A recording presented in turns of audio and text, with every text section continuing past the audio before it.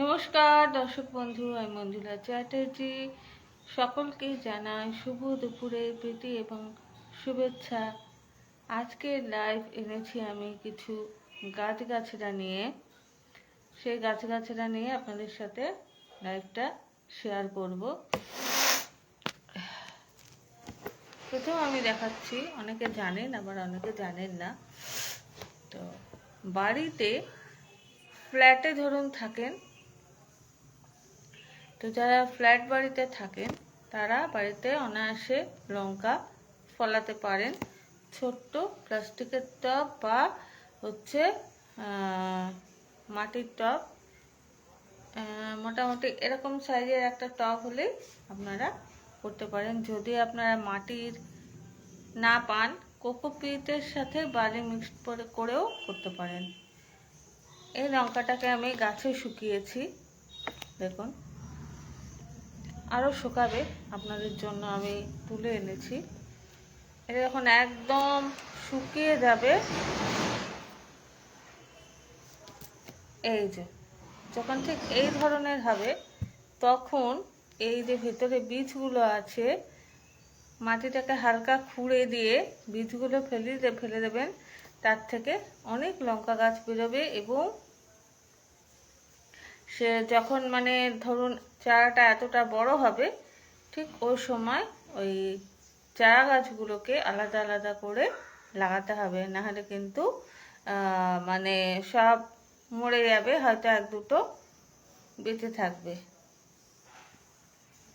লঙ্কাটা এরকম হবে। আমার গাছে আমি পাকাচ্ছি আর আপনাদেরকে দেখাবার জন্য আমি উঠিয়ে নিয়ে এসেছি। এটা শুকনো কাঁচা লঙ্কাটাই রান্নায় কিন্তু বেটে দিলে শুকনো লঙ্কার কাজ হবে। এই একটা গেল টিপস। সেকেন্ড টিপস হচ্ছে, আপনাদেরকে দেখাচ্ছি আমি এখানে ব্যাক ক্যামেরা করে।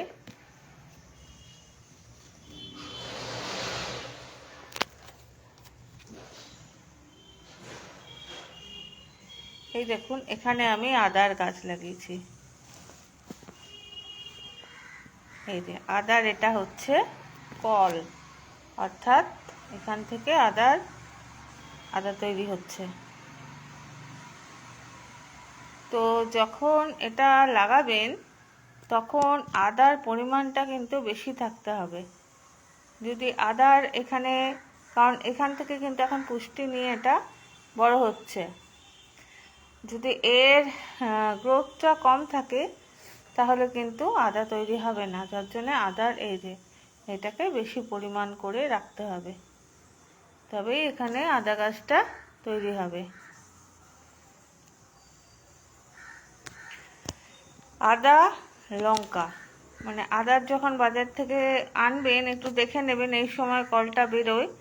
তো সেই আদাটাও যদি এরকম, দেখুন আমি এখন এখানে এরকম একটা ঝুড়িতে লাগিয়েছি। যখন এটা বড় হবে তখন আমি আলাদা জায়গায় শিফট করে দেবো আদার কলটাকে। আর এর মধ্যে একটা লিলি গাছ আছে, এই দেখুন, এই দেখুন পাতাগুলো যখন এরকম মোটা মোটা হবে তখন জানবেন এই লিলি গাছটায় এরকম ফুল আসবে।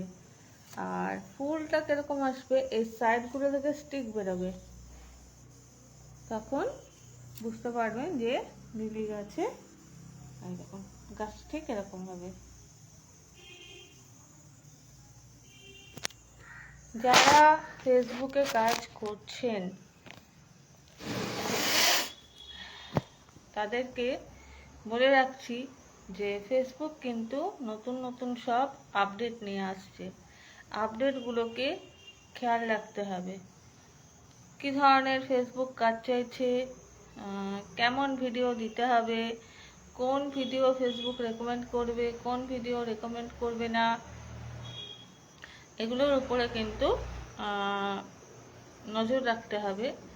নাহলে পরে কিন্তু সমস্যা তৈরি হচ্ছে। এখন পেজ বা প্রোফাইলের অনেক পেজ কিন্তু উড়িয়ে দিচ্ছে ফেসবুক। যেখানে সমস্যা দেখা দিচ্ছে সেই পেজ বা প্রোফাইলগুলো আর রাখছে না। তো খেয়াল করে কাজ করুন আপনারা। ফেসবুকের যে ক্রাইটেরিয়া আছে সেই ক্রাইটেরিয়াগুলো মেনে চলুন। আর কি বলবো, যারা আর্নিং করতে চান তারা একটু বেশি বেশি করে ভিডিও দিন এবং গঠনমূলক ভিডিও দিন, এইটুকুই। আর সকলে ভালো থাকবেন, ধন্যবাদ।